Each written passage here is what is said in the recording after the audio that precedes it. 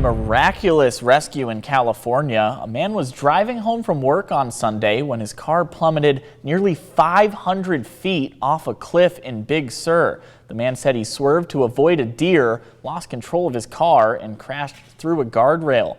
As Rihanna Jaso reports, he was there for 36 hours before rescuers found him. Signs to be good. No factor.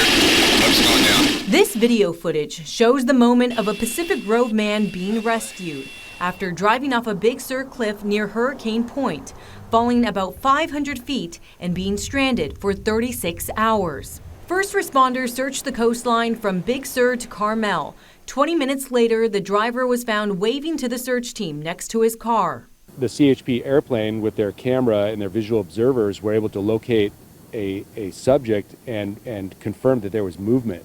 Big Sur Fire Chief Matt Harris says that is the moment when the entire tone of the rescue changed. We were still in a rescue mode, but based on the length of travel, which was about 500 feet over the cliff.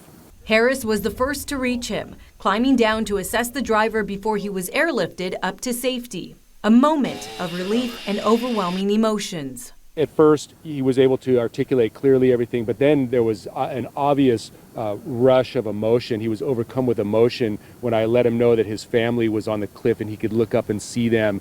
Pieces of the driver's car show where the car crashed down to. The victim told first responders that he swerved to avoid a deer and hit this guardrail, flying off the cliff and thrown out from his sunroof.